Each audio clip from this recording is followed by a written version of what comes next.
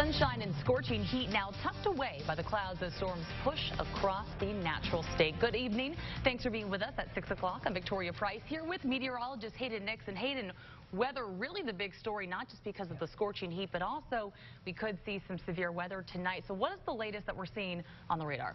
Well, right now we've got a cluster of thunderstorms spanning from portions of northern Garland County all the way up towards Russellville, and that's where we're seeing the biggest extent of any type of severe weather. And big hail up towards Russellville. And big hail, yes. We've actually had reports of hail up towards 3 inches in diameter just east of Dover, which is in Pope County. So we've got a lot of that happening, but also a wind threat with this. Now, we have had some severe thunderstorm warnings just get issued right as we came on to air here on KARK News at 6 o'clock, and I want to try to make sure that these are as clean as possible because some of these had gotten just a little bit messy because the thunderstorms are, as they start to interact with each other, changing directions. Most of this is trying to go southeast, but as a new thunderstorm develops, they try to dive a little bit to the south. So they have to reshift some of those polygons that you see popping up. That's what we call those orange lines there. Those represent the severe thunderstorm warning. But we do have a severe thunderstorm warning in effect for Garland, Perry, Saline, and Yell County, portions of those counties until 6:30 p.m. And that'll be for 60-mile-per-hour wind gust and up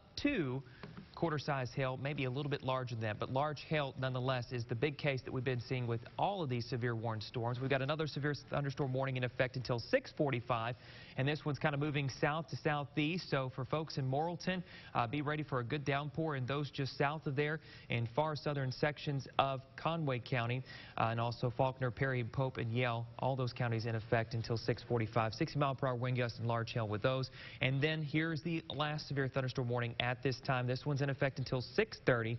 This also includes portions of Conway, Newton, Pope, Searcy, and Van Buren counties, 60-mile-per-hour wind gusts, and yet again large hail, all a big factor. We have a severe thunderstorm watch in effect until 10 p.m. tonight because of all of this activity that is expected to develop. We've got a lot of heat and humidity, folks, and we do have some lift in the atmosphere to help kickstart these thunderstorms, and it doesn't take much. Once we get a few, then we've got the boundaries that these thunderstorms create as they collapse that could help create more thunderstorms. So we're going to see this continue to jive on as we carry on through this evening, and we'll be watching that very closely for you. But I do have some good news for you. After all of this dies out around midnight, dropping south of Arkansas, we have got a better forecast coming in for tomorrow. You don't want to miss these numbers and what I'll be talking about, so make sure to tune in then. Victoria? All right, sounds good, Hayden. Thanks so much. And of course, we will be keeping an eye on the weather all throughout the night. Be sure to follow us on air and online for the most up-to-date conditions. Meanwhile, this weekend, people across Arkansas and across the nation are wearing orange for gun violence awareness. The Wear Orange campaign was created by teens in Chicago who wanted to honor the lives of gun violence victims and survivors. Here in Little Rock, the group Moms Demand Action hosted a Wear Orange picnic at Dunbar Gardens. Their message, no more. We know 96 Americans are shot and killed every day, and twice that many people are injured by gun violence. And so we're just here to remember them and to pledge to take action. You may also notice the Arkansas River bridges turning orange tonight in solidarity. More than 500 groups nationwide are taking part in this weekend's movement. A North Little Rock teen landing himself behind bars after leading authorities on a high-speed chase. 19-year-old Kendrick Siza arrested in North Little Rock this morning. Around 5 a.m., Pulaski County deputies saw a car on Highway 67 matching the description of a stolen vehicle out of Little Rock. The driver refused to pull over, leading officers on a chase for about 20 minutes and then ditching the car at a gas station. Siza now faces charges for fleeing and theft of property. Keep your eyes peeled in Cabot for counterfeit money. Detectives with the Lonoke County Sheriff's Office say they're working multiple cases of fake bills circulating in the area. They feel real, but they have bright pink markings on both sides and black dashes in one corner. You can see a picture of them right there. If you get your hands on what you think is fake money, be sure to give the Sheriff's Office a call. We are your local election headquarters. As the calendar flips to June, the candidates in the running to become the capital city's next mayor are plotting their campaign strategies. It's been several months since State Rep Warwick Saban and Frank Scott Jr. announced they were exploring runs for the office.